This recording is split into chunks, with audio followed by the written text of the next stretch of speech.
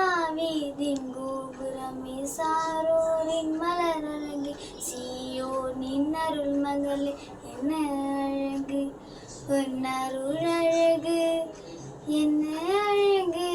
உன் அன்பு அழகு அம்மா என்ன அழகு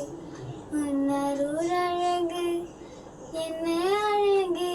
உன் அன்பு அழகு